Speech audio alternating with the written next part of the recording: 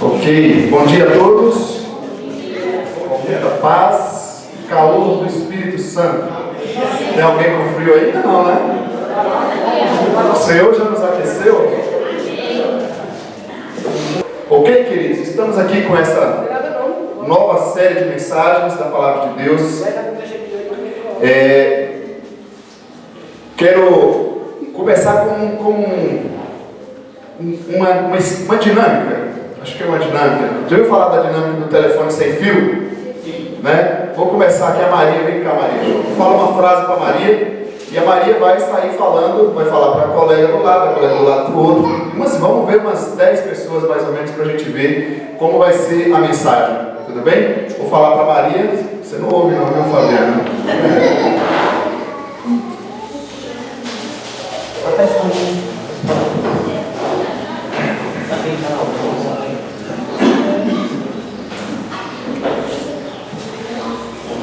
Vamos ver, vou falar aqui no microfone, vocês não ficam ouvindo, né? O pessoal tem um ouvido bom.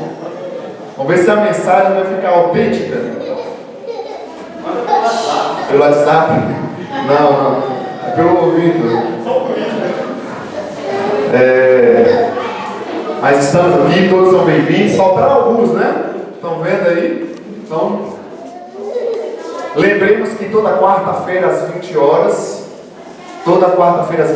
temos o nosso culto aqui também no satélite, que é na casa, que é a célula, né? Mas não deixa de ser um culto, uma reunião espiritual. Então a gente tem que se lembrar que nós temos um culto aqui no domingo e um culto na semana às 8 horas na quarta-feira. E lá nos Círios, lá com a Maria e com a Fabiana, né? Estão se reunindo no sábado, vamos mudar de horário. Então temos 2 células aqui na região. Convide seus amigos, os adolescentes, toda quarta-feira às 20 horas. Ok?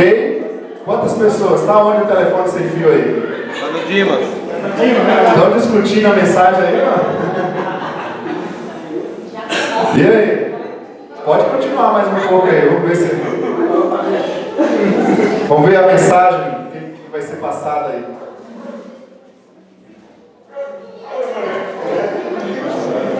Ok.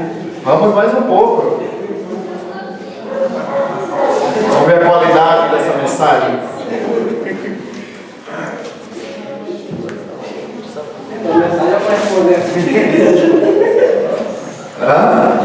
Na verdade é para responder. Vamos ver. Mais um ali. Vamos parar na Silvana agora. Ok. Repete. Silvana, conta para nós aí a mensagem. Jesus é o único Salvador. Jesus é o único Salvador que pode salvar o mundo. Não sei, é o que contar para você. Qual é a mensagem? Jesus é o único Salvador do mundo. Só Ele pode salvar. Isso? Peraí, é isso? Eu tenho certeza? A mensagem original que eu passei aqui com a Maria está de prova. Só Jesus pode salvar, porque só Ele é o Deus homem, salvador da humanidade.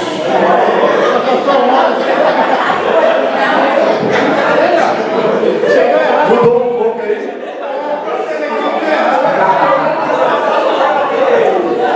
É a linha do celular, né?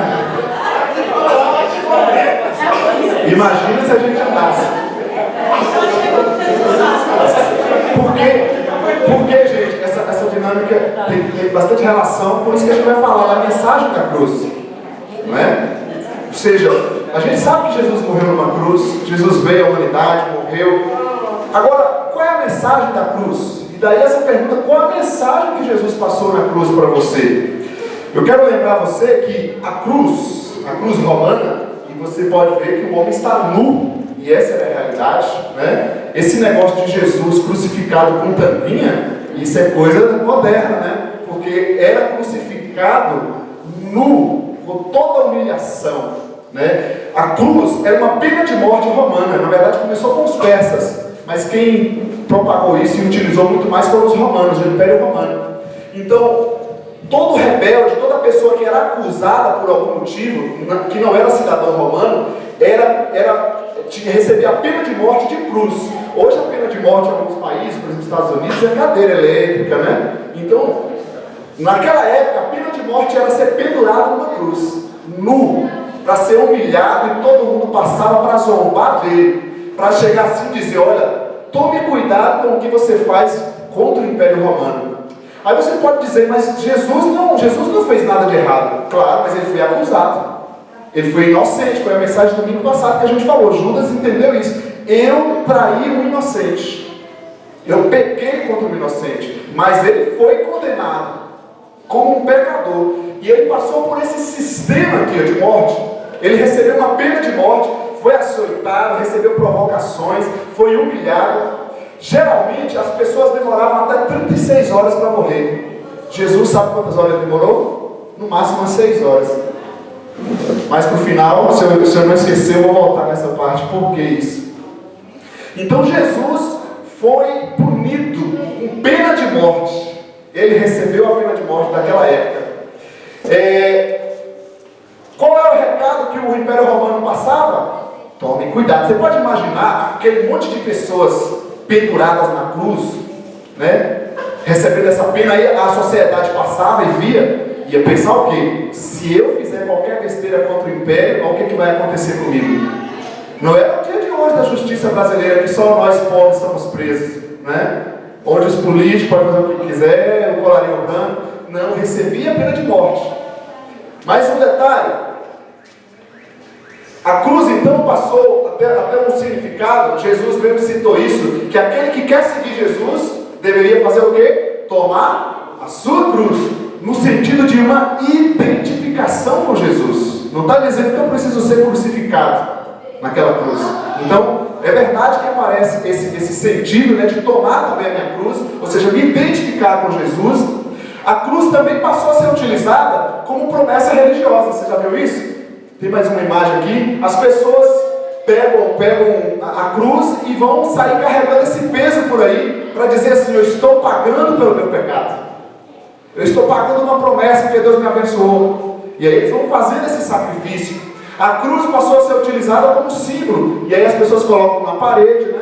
Como se através daquele símbolo, aquela cruz na parede, e fosse abençoar o local. E assim você chega em várias repartições públicas, tem lá a cruz e o Jesus, né, pregado ali, e morto ainda, né? Nem ressuscitou, continua morto, né? E aí a gente acha que aquela cruz, com aquele Jesus morto, vai abençoar o local onde nós estamos. Olha só o sentido como foi mudando, né? Aí a cruz também passou a ser utilizada. Por último aí, que teve um desfile aí dos seres humanos, né, se defender da causa LGBT, foi utilizada então onde um transexual apareceu ali desfilando numa cruz. E isso trouxe choque para muita gente, foram muitos comentários. E eu pergunto para você, qual é o recado que essas pessoas querem passar? Por exemplo, uma pessoa que sai por aí andando com uma cruz nas costas, está pagando uma promessa. Uma pessoa que coloca uma cruz pendurada no lugar, ou Jesus crucificado aqui no peito, né? Ou anda com uma cruz aqui na mão, né? Para poder. Qual o recado? É da sorte? É o poder que está ali naquelas coisas? Qual o recado que essa pessoa aqui quis passar nessa cruz? Eu estou sendo crucificado pela sociedade? Enfim, algum recado ela quer passar. E eu quero te lembrar, a cruz romana, o que significou? Pena de morte. Então, a cruz não é a questão. Se fosse hoje, Jesus não seria punido numa cruz, seria punido numa cadeira elétrica, seria punido de outra forma. Então, a cruz não é a questão. A questão é qual é o recado que Jesus quer passar. Por que Jesus teve que morrer por nós? Para que ele teve que sofrer dessa forma? E me assusta pensar que muitas pessoas da sociedade, e até mesmo nós cristãos, não temos um entendimento tão completo da necessidade do Deus homem ter sido punido como pecador. Ele não era pecador, e por que ele recebeu uma pena de morte como pecador? E por que os outros pecadores demoraram 36 horas para morrer, e ele demorou apenas 6 horas? Morreu tão rápido assim. Ele era pior do que os outros ainda, que morreu até mais rápido.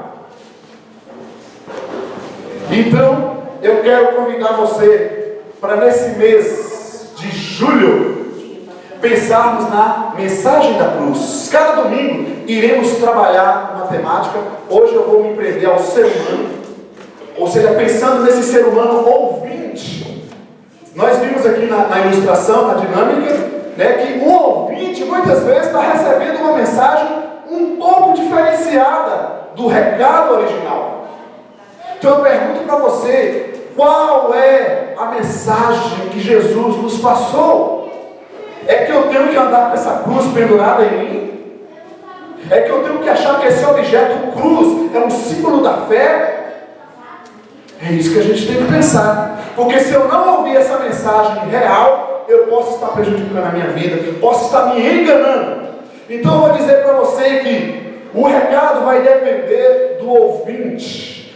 Como o ser humano, o ouvinte está recebendo essa mensagem. Isso vai depender do tipo de ouvinte que eu e você somos. Eu quero então te convidar para ler 1 Coríntios capítulo 1, versículo 18 ao 25. Todos juntos vamos ler esse texto bíblico.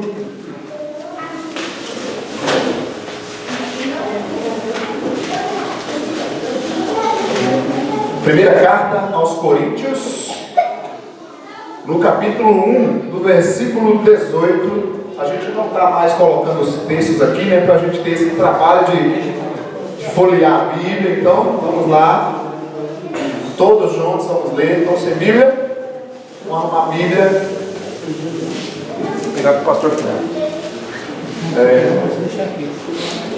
Tem mais Bíblias aí, Regis? Quem está sem? Aqui os. Na frente tem gente sem. Acharam? Sim ou não? Sim? Então, 1 Coríntios capítulo 1, do versículo 18 ao 25. Vamos ler a palavra de Deus. Eu gosto sempre de lembrar que assim como Jesus esteve na terra, fisicamente, e falou as suas palavras diretamente para as pessoas, Jesus continua na terra hoje em espírito e a sua palavra escrita. A Bíblia não é um livro que você deixa ele aberto, que aquelas folhas de papel ou eletrônicas agora, né, vão sair uma energia, um poder. A Bíblia é um livro que conta uma mensagem poderosa, que tem poder, e essa mensagem transforma e liberta. Isso vai mudar a nossa vida. Amém? Vamos ler então, versículo 18 em diante, diz assim: certamente a palavra da cruz é loucura para os que se perdem, mas para nós que somos salvos, poder de Deus. Pois está escrito: destruirei a sabedoria dos sábios e aniquilarei a inteligência dos instruídos. Onde está o sábio? Onde o escriba? Onde o inquiridor deste século? Porventura, não tornou Deus louca a sabedoria do mundo? Visto como na sabedoria de Deus o mundo não conheceu por sua própria sabedoria, aprove a Deus salvar os que creem pela loucura da pregação. 22. Porque tanto os judeus pedem sinais, como os gregos buscam sabedoria. Mas nós pregamos a Cristo crucificado, escândalo para os judeus, loucura para os gentios. Mas para os que foram chamados, tanto judeus como gregos, pregamos a Cristo, poder de Deus e sabedoria de Deus. 25. Porque a loucura de Deus é mais sábia do que os homens, e a fraqueza de Deus é mais forte do que os homens. Esse texto nos dá diversas explicações sobre qual é a mensagem da cruz. E muito mais que isso, sobre como esse ser humano, esse ouvinte está recebendo essa mensagem. Esse texto nos mostra alguns tipos de ouvintes. O primeiro deles são os religiosos. O versículo 18 que a gente leu, ele já aponta o seguinte: que os religiosos fazem parte do grupo que está perecendo. Quem são os religiosos aqui? São os judeus. Eram os judeus da época. Como que os religiosos veem a mensagem de Cristo? O versículo 23 que a gente leu fala que para eles é escândalo. Gente, pensa comigo. Eles conheciam toda a Bíblia, todo o Antigo Testamento já estava escrito. Os judeus, que seriam nós hoje, eles conhecem toda a Escritura. Eles conhecem todo o texto. Tudo que acontecia eles conheciam. E por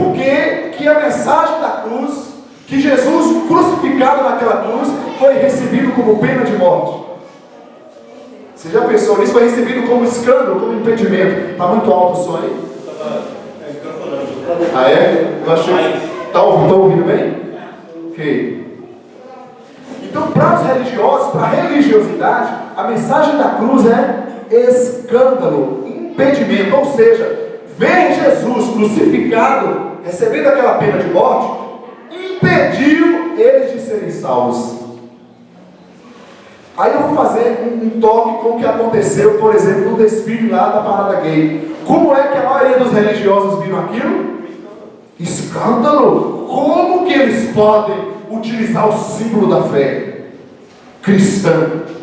Com todo respeito, gente, a sua visão, a visão de cada um. Se alguém foi ofendido ali, se alguma fé foi ofendida, foram os católicos romanos. Porque eles sim acreditam e botam o Jesus morto naquela cruz. Porque o meu Jesus está ressuscitado, está no céu, na glória. Então aquela cruz, para mim, não significa nada. Então a religiosidade parece que cega a gente, e a gente começa a se apegar a coisas, a símbolos, e a gente já não sabe mais qual é o recado, qual é a mensagem, qual é a vida. Existem coisas, objetos, tradições, roupas, e aí você vê, né, uns grupos que querem prender a gente com certos costumes. Tem uns que não pode isso, não pode aquilo, não pode não sei das quantas, e você fica preso num monte de coisa. Mas e Jesus está onde na vida da pessoa? Muitas vezes em lugar nenhum. Para os religiosos, a mensagem de Jesus, o Cristo crucificado, ou seja, sendo punido pelo pecado, foi um escândalo. Eles não aceitaram essa mensagem. Os judeus não aceitaram essa mensagem. Para os judeus, sabe o que importava? A circuncisão.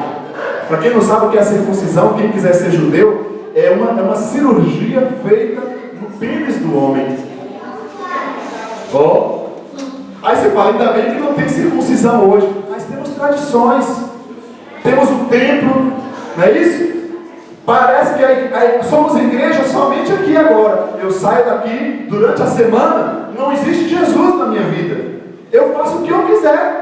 Lá na escola com os meus amigos, eu faço o que eu quiser. Lá em casa com os meus pais, eu xingo, eles obedecem do jeito que eu quero. Isso é religiosidade, isso não é evangelho de Jesus. Evangelho de Jesus, ele chega em nós, ele nos transforma, e onde a gente vai levando esse evangelho. Aqui é o momento que a igreja está reunida. A Filadélfia não é aqui, a Filadélfia está aqui hoje. Ela vai estar à noite lá no Bonfim, ela vai estar quarta-feira lá na casa de alguém aqui no satélite, vai estar lá no sábado no Sirius. A Filadélfia, a igreja de Jesus é assim, é vida. Nós vamos sendo transformados e moldados, libertos das nossas religiosidades, daquilo que nos escraviza. E aí você fala, mas Léo, eu já estou usando certas roupas. Ou seja, tem lugar que não pode usar calça, não pode usar saia. Eu já estou usando calça, saia, estou pronto. Tem lugar que não pode cortar o cabelo, eu já não estou cortando, estou pronto. Tem lugar que não pode ser, estou pronto. O que salva a gente? Quem é que nos salva? Jesus?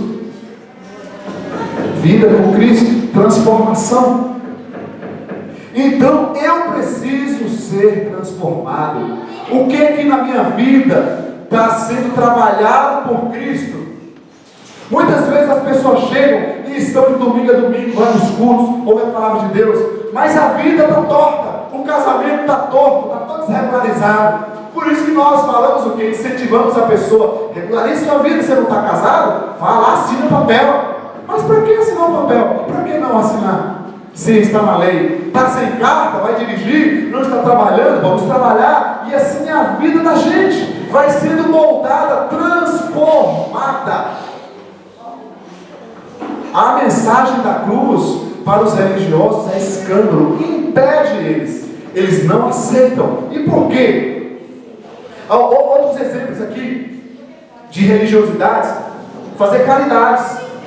O cristão deve fazer boas obras? Sim. Agora, as boas obras é uma consequência do que nós recebemos de Cristo, não é para ser salvo. Passes, meditações, yogas e coisas e tal, Mas tem também o lado gospel, né? 7 dias para você receber a vitória. Aí é a forma de prender o cara. A pessoa não tem compromisso com Jesus, sabe como é que eu faço para prender ele? Olha, você vai vir aqui 7 domingos e você vai conseguir aquela bênção que você quer. Então ele vem não por compromisso com Jesus, mas porque ele quer conseguir aquela bênção que ele quer. E Deus também quer. Está entendendo? Não era necessário 7, 14, 20. Era necessário ele dizer: vem aqui, Senhor, eu quero viver o teu amor por mim. Amém. É uma forma de prender a pessoa. A religiosidade, ela escraviza, mas Jesus liberta. Amém. Então eu não estou aqui por ser obrigado. Eu posso ter sido influenciado e animado, e claro, nós precisamos ajudar uns aos outros. Gente, vocês sabem muito bem, os traficantes são as pessoas que mais discipulam, e as crianças. Os seus filhos que estão nas ruas, eles vão chegar neles e vão chamá-los, influenciá-los a levar drogas. Vão encher a cabeça deles. Aí nós ficamos com vergonha de chamar alguém para vir ouvir a palavra de Deus. Não é? Casos de abusos de crianças, abusos sexuais e verbais. Sabe onde é que acontece a maioria? É com pessoas desconhecidas? É dentro de casa. Falta o quê? Transformação. Então, a religiosidade, a mensagem da cruz é escândalo, impedimento. Eles já estavam esperando um Jesus político que libertasse eles de Roma. O religioso, ele já tem algumas coisas que ele quer. Ele já tem umas expectativas: eu quero isso, eu quero aquilo. Mas olha, esse é um tipo de ouvinte, é um tipo de ser humano. No versículo 22, ele fala que os religiosos pedem sinais. Os judeus, o texto que a gente leu fala, eles pedem sinais. Parece que está lendo a igreja evangélica de hoje, né? O que o pessoal faz? Você já viu que uma música falou de milagres? Essa do Regis Danese, por exemplo, foi a primeira, né? Aí todo mundo passou a escrever sobre milagre. É Deus que mandou ou porque está dando dinheiro? O religioso, ele está atrás de algo para ele. De milagre, ele faz o que precisar. Ele faz macumba, faz candomblé, faz campanha de 10 dias. Ele faz qualquer coisa para derrubar você e conquistar o que ele quer. Qualquer coisa. Mas isso é religiosidade. Isso não salva. Esse é o grande problema. Não adianta eu ficar escandalizado com aquele ser humano sofredor naquela cruz. E olha o que ele fez com a cruz. O que? Ele não fez nada. Porque o meu Jesus está ressuscitado, glorificado, e Ele reina, e Ele tem o poder sobre todas as coisas, e Ele ama muito cada ser humano, inclusive aquele que com a sua ignorância cometeu aquele ato. Porque se Ele quisesse fazer alguma coisa, por que Ele não se crucificou? Se mate, como Judas fez, tentando se salvar, se matando. Percebe? A religiosidade só nos escraviza. Então, uma característica dos religiosos é essa busca por sinais, por bênçãos. E a pessoa vive assim. Então ele começa a receber o Evangelho de Jesus, e eu já vi isso acontecer interessante, né? Ele se torna um tipo assim de pessoa do entretenimento, que está sempre no shopping. E aí ele começou a receber o Evangelho de Jesus. Ele passou a frequentar lá aquela comunidade que ele recebeu. E aí de repente alguém fala: mas naquele outro lugar está oferecendo, está acontecendo isso e isso, vai ter fulano de tal, vai ter isso das quantas. E aí ele começa a ir lá. E aí depois ele começa a ir lá na outra. E tem gente que vive exatamente assim. Ele vive de cultos em cultos, de igrejas em igrejas, de bênção em bênção, de campanha em campanha. Ele já não sabe onde está Jesus. Ele está buscando todas as coisas. Você viu o que aconteceu com a mensagem aqui? E aí chega uma hora que é mais ou menos assim, mas onde é que está a mensagem verdadeira? E tem pessoas que vivem exatamente dessa forma. Eu costumo usar um exemplo assim. Vou pegar o exemplo de um filho. Você tem o seu filho. Fabiana tem filho. Aí seu filho, vamos dizer, de 14 anos. E aí, um dia ele fica lá na sua casa. Ele está lá, come com você, chama de mãe, chama de pai. E aí ele sai. Uma semana ele some, não fala nada, e ele começa a viver outras coisas. Aí de repente ele aparece lá de novo depois de um mês, como se nada tivesse acontecido, e chega: oi mãe, cadê minha comida? Aí chega lá, come, cadê a roupa? Pega a roupa dele, vai para a escola. Aí depois ele some de novo e assim vai viver. ou poderia ser um exemplo de outro parente. Ou seja, não tem nenhum relacionamento com você. Tem pessoas que vivem a igreja mais ou menos assim. Por quê? Porque ele ainda não encontrou Jesus. Quando ele encontra Jesus, ele encontra também seguidores de Jesus, irmãos de fé, ele anda junto. Tem gente que busca se afastar disso. Ele chega na porta e ele não quer ter relacionamento com ninguém para a vida dele não precisar ser aberta, ele não tratar ninguém. E cada culto, 5 minutos antes, ele sai para ele não precisar ter contato. Ele quer apenas passar a mão na lâmpada mágica e receber o que ele precisa. Mas é uma coisa, gente, miserável. Sabe por quê? Porque a pessoa mais interessada em nos abençoar, em mudar a nossa vida, é o próprio Jesus. Para que eu preciso ficar fazendo essas coisas? Isso se chama prostituição espiritual. Eu sou de todos. Não existe isso. Ou eu estou com Jesus ou eu não estou com Jesus. Ou eu faço parte de uma comunidade ou eu não faço parte de uma comunidade. Ou eu me comprometo com Cristo e essa família que eu estou, ou eu não estou com Jesus.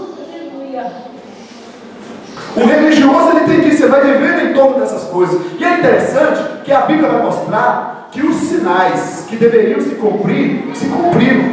Por exemplo, Jesus realizou milagres. Está escrito que ele realizaria milagres. Jesus nasceu de uma virgem. Está escrito lá em Isaías. Olha, 700 anos antes de Jesus ter nascido, já tinha sido profetizado, revelado, que ele nasceria de uma virgem. Qual foi o Deus de qualquer religião que nasceu de uma virgem? Todo mundo é humano como eu e você. Agora, aquele humano, igual eu e você, aí é só porque a religião santificou ele, tornou ele um santo, ele tem poder de fazer alguma coisa por mim. A Bíblia fala que está operando são os demônios. É engano. Aí fulano de tal, porque diz que é uma pessoa boa, aí a religião chega e canoniza ele, virou santo fulano de tal. Apóstolo Pedro, o homem de Deus que serviu a Jesus, chega a religião e transforma ele em Santo Pedro. Como assim? Ele era homem pecador, ele quando estava na terra, ele falou que só Jesus tinha palavra de vida eterna. Agora chega a religião querendo santificar o homem, canonizar. Os milagres se cumpriram. Aquele que haveria de nascer de uma virgem, nasceu. E não foi pelo poder de Maria. Ela foi uma mulher abençoada, sem dúvida. Mas foi pelo poder de Deus. Não foi ela que tinha poder. Ela era uma mulher como qualquer uma das mulheres aqui. E depois que Jesus nasceu, ela teve filhos normalmente, como qualquer outra mãe. Então os sinais se cumpriram. Mas aí o povo estava fazendo o quê? Cadê os sinais? Faz mais isso, Jesus, faz mais isso. O religioso é assim. Deus está abençoando, e aí ele não vê nada, está abençoando. Aí eu quero isso, me dá isso, me dá aquilo. É igual a criança, né, que vive com o pai e com a mãe, o tempo inteiro me dá, e não aprende a obedecer, não aprende a crescer, não aprende a viver. Isso é religiosidade. A Bíblia fala que eles estão perecendo. Chegou um momento que eles disseram a Jesus em Mateus 12 que isso que você está fazendo é pelo diabo. E aí Jesus deu uma palavra muito séria para eles. Vocês podem falar qualquer coisa, mas ficar resistindo ao Espírito Santo como vocês estão fazendo, não vai haver perdão. Porque quem convence o homem do pecado, da justiça e do juízo é o Espírito Santo. Esses são os religiosos, amém? E eles então vão buscar ser salvos por ter alguma obra, por ter alguma religião, ou por fazer parte de alguma igreja. Tem gente, mesmo de famílias evangélicas, que o camarada não vai na comunidade dele, mas não vive nada, e ele acha porque um dia ele foi batizado, fez parte de um rol, ele acha que ele está salvo por religião. Então para que Jesus morreu na cruz? Percebe que não está entendendo? Outro grupo, eu chamo aqui de os ateus. Nós vamos falar dos judeus, e você leu sobre os sábios. Hoje em dia, também na nossa época, tem muitos sábios, não tem? Pessoas que se acham bastante sábios. Vamos ver algumas características desse grupo. Eles também, o versículo 18 vai falar que eles também estão no grupo dos que estão perecendo. Tem gente sábia que diz assim, né? Eu sei muito sobre Jesus, eu sei muito sobre isso. A Bíblia é escrita por homens. Isso não é nada. A gente vai morrer e vai passar, a gente é como um animal. Então, para essas pessoas que são tão sábias que não conseguem crer, né? Tão sábias que não conseguem crer, o Cristo crucificado naquela cruz foi loucura, absurdo. A mente deles, a sabedoria humana deles, não consegue aceitar que Deus pudesse vir em corpo humano e morrer por nós, morrer no nosso lugar. Então, uma pessoa que se acha muito sábia vai falar que nada, esse negócio aí, não existe isso. Ele diz assim: eu resolvo o meu problema, pode deixar que eu mesmo me resolvo. Você pode imaginar, como eu falei do nascimento virginal, que Jesus nasceu de uma virgem. Como que a pessoa consegue explicar isso? Como é possível? Porque, tudo bem, a relação entre um homem e uma mulher e nascer uma criança, a gente entende. Agora, como é possível explicar que Deus, o Criador de todas as coisas, que é muito além de qualquer ser humano, Ele próprio vai fazer com que ele nasça no corpo humano, e ainda uma mulher virgem? Como é que concebeu isso? A mente humana, gente, não pode explicar isso. Então, para o ateu, para aquele que se acha tão sábio que não pode crer, a mensagem da cruz é um absurdo, é uma loucura. E falar de ressurreição? Quando Paulo estava lá no Areópago pregando, enquanto estava pregando a mensagem de amor que Jesus fez, amém. Na hora que falou da ressurreição, o pessoal arrepiou. Como assim? Ressurreição? Isso é uma loucura para a mentalidade humana. Todos nós ainda sofremos a morte física, na verdade. Ainda é um grande sofrimento para nós. Mas nós iremos experimentar a ressurreição, assim como Jesus experimentou. Para o ateu, ele quer ir a Deus através da sua sabedoria humana. Mas olha o que Deus fala sobre a sabedoria humana no versículo 19 a 21 que a gente leu. Eu destruirei, rejeitarei, tornou louca e não permitiu. Deus não aprovou, não permitiu que o ser humano se chegasse a Ele através dos seus estudos. Você pode ser PhD, pode estudar todas as coisas que você não consegue chegar a Deus. Você pode se achar a pessoa melhor que todo mundo, mais sábia que todo mundo, que você não consegue chegar à salvação através do pouco de conhecimento que você tem, apesar que você acha que você tem muito conhecimento. Deus chama tudo isso de loucura dos homens. Eu sou tão sábio para crer, me acho tão sábio que não consigo crer. Assim são muitas pessoas. Elas querem chegar à salvação através de argumentação. Aí você vai falar de Jesus para elas, elas vão falar: que nada, a Bíblia não foi escrita por Deus, a Bíblia foi escrita por homens. Você vai falar de igreja, não sei o que, ela começa a argumentar. Tão sábio que não consegue crer. O Cristo crucificado para essas pessoas é uma loucura, é um absurdo. Eles não conseguem ter uma visão. Agora tem um terceiro tipo de ouvinte que eu quero falar com vocês, e eu espero que nós sejamos esse ser humano aqui nessa manhã, que é aqueles que creem. O mesmo versículo 18, ele dá uma revelação sobre os três. Ele diz que tanto os judeus, os religiosos e os sábios, os ateus estão perecendo, e aqueles que creem são os que estão sendo salvos. Uma observação, gente: estão sendo salvos. Não se acomode na fé, achando um dia eu já criei, já recebi Jesus, amém, estou pronto. Nós estamos sendo salvos, andando a cada dia firme no Senhor. Algumas características dos que creem desse terceiro tipo de ouvinte. Olha só, o Cristo crucificado para o religioso foi escândalo, impedimento. Para os ateus, loucura, absurdo. E para os que creem, o mesmo Cristo crucificado é o quê? Poder e sabedoria. Ou seja, a mesma mensagem, três tipos de ouvintes. A mesma mensagem, Jesus morrendo naquela cruz, ele passou uma mensagem para nós. Como eu recebo essa mensagem depende do tipo de ouvinte, do tipo de ser humano que eu sou. Se eu sou um religioso, é um escândalo, que absurdo, um escândalo, um impedimento. Se eu sou um sábio, uma loucura, eu não consigo entender. Se eu sou uma pessoa de fé, poder e sabedoria, e nós vamos explicar o que é isso. Ele vai dizer que Cristo naquela cruz é poder de Deus e sabedoria de Deus. Como assim Cristo, gente? Cristo é o único que é homem e é Deus. O único. Se você for no túmulo de qualquer outro, ele vai estar lá no túmulo, morto. E debaixo você vai achar os ossos dele. Mas os ossos de Jesus você não acha. Porque ele não era apenas homem. Então, da mesma forma que a loucura é muito forte a gente pensar como é que o Criador, Deus, pode nascer como nós e se tornar um ser humano. Da mesma forma, é olhar e você falar, nossa, aquele Jesus humano, ele era Deus. E que prova é isso? Uma das provas é a ressurreição. Diga para mim, por que era necessário Deus ter vindo? Todos os homens pecaram e estão separados de Deus.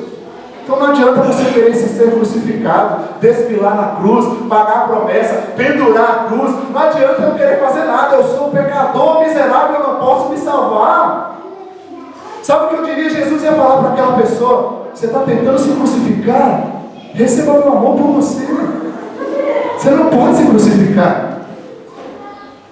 Não adianta. E as pessoas estão querendo se crucificar, né? Pagar a promessa, pagar preço, fazer algo, se autoflagelar. Aí, por que ele então precisava ser homem? Porque quem pecou foram os homens. Então Deus poderia, no seu poder, simplesmente falar: eu ordeno que seja salvo toda a humanidade. Ele poderia fazer? Poderia, mas ele não seria justo. Eu vou explicar mais isso. Ele não seria justo e Deus é justo. Ele não poderia simplesmente pela sua palavra dizer: você está salvo. Pronto. Ele precisou assumir o pecado para cumprir a sua justiça. Deus era justo. E qual é a justiça? Todo ser humano que pecar, morre. Estão percebendo? Todo ser humano que pecar, morre. Por isso todos morreram.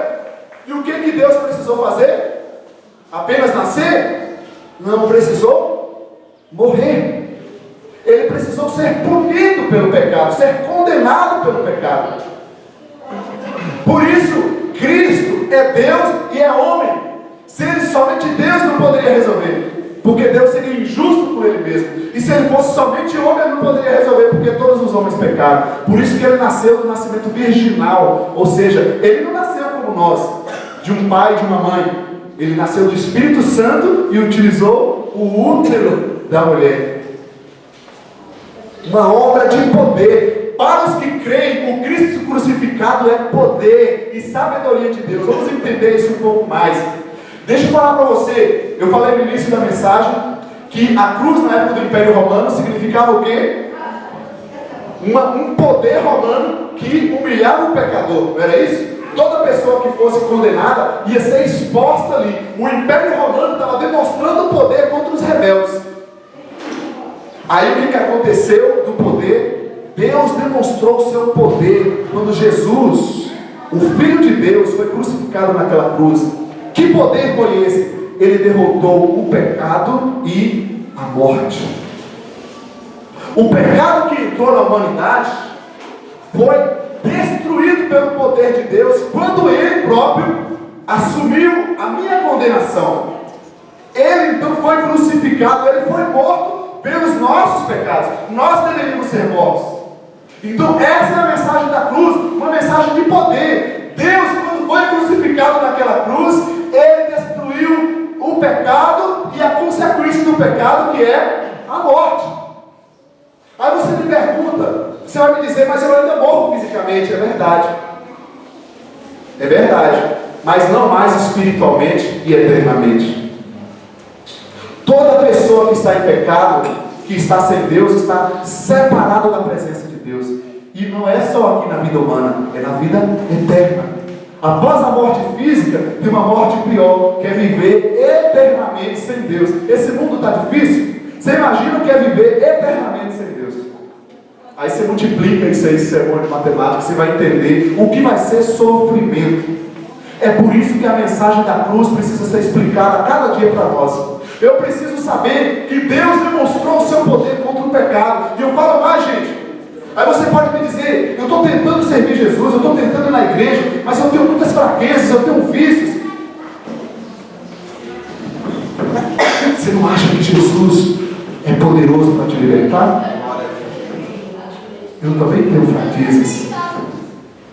Eu também tenho vícios, tive, né?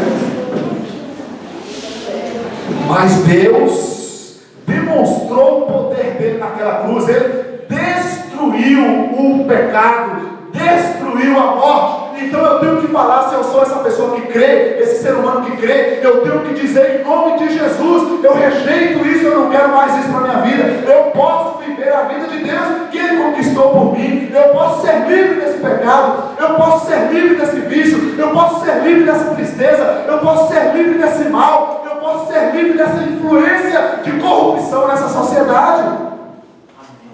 Por quê? Não pelas minhas forças, mas porque o Cristo morto naquela cruz é poder de Deus. Ali está o poder, gente. Esse é o poder que nós precisamos ter.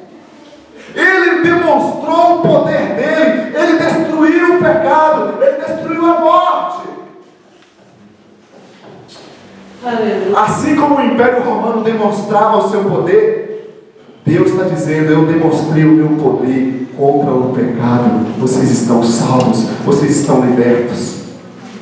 E aí, quando eu vejo pessoas tentando se crucificar, utilizando a cruz como sacrifício, dá uma dor no coração. Eu falo: ele não entende a mensagem da cruz. Ele não entendeu, ele está querendo fazer o lugar de Deus por ele. O que Deus fez por ele, ele está querendo fazer. Pobre pecador. Por isso eu senti pena daquela pessoa, como de todos os outros. Mas a cruz não é só poder, ela também é sabedoria. Aqui agora um ponto importante, hein? Sabedoria. Por quê? Eu falei para você que Jesus, o Cristo, precisava ser Deus e homem, correto? Deus e homem. Por quê? Porque Deus é justo. Tem pessoas que falam assim: ah, mas Deus vai me perdoar de alguma forma, né? Lá no final Ele vai me salvar, porque Ele é amor. Ele é amor, mas Ele também é justo. E a justiça dele, a lei era o quê? O pecado gera morte. Logo, se toda a humanidade pecou, essa humanidade estará morta. E Deus vai julgar? Vai, porque Ele é justo. Ele não é a justiça brasileira, que pune alguns e os outros deixam para lá. Ele vai punir o pecado. Se eu quiser ficar no pecado, eu serei punido. Simples. Porque Deus é reto, Ele é justo. Ele não vai olhar para a minha carinha: ah, mas a irmã Maria é muito boazinha, tão amor de pessoa. Ele não vai olhar isso, Ele vai olhar o pecado, Ele vai julgar. Ele é um juiz justo. Então, por que a cruz é sabedoria de Deus? Né? Nós vimos isso. É poder de Deus que destruiu o pecado e a morte. E é sabedoria de Deus. Por quê? Porque quando Cristo foi crucificado naquela cruz, Ele morreu no meu lugar e na sua. Eu já avisei que poderia ser qualquer outra pena de morte. A questão não é a cruz, é a pena de morte que Ele recebeu. Quando Cristo recebeu aquela pena de morte, a justiça de Deus foi feita. E Deus precisava fazer a justiça. Ele precisava condenar o pecador. E quem foi o pecador? O seu próprio filho que Ele enviou. Você lembra que eu falei que os outros pecadores demoravam 36 horas para morrer? Quantas horas Jesus demorou? Sabe por que Ele demorou apenas 6 horas? Porque o pecado que Ele carregou foi muito forte.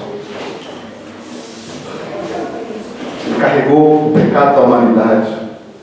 A gente pensa, a gente assiste os filmes, né? A gente vê a dor física. Claro que Ele sentiu dor física, mas eu posso afirmar para você que a dor física foi a menor dor que Ele sentiu ali. A dor do pecado foi a pior dor. E nós vamos falar mais sobre isso. Então a sabedoria de Deus, Deus realizou a justiça, ou seja, Ele puniu o pecado que Ele precisava punir. Mas não somente isso. Como diz o ditado aí: matou um coelho com duas dois coelhos com a cajadada só. Exatamente.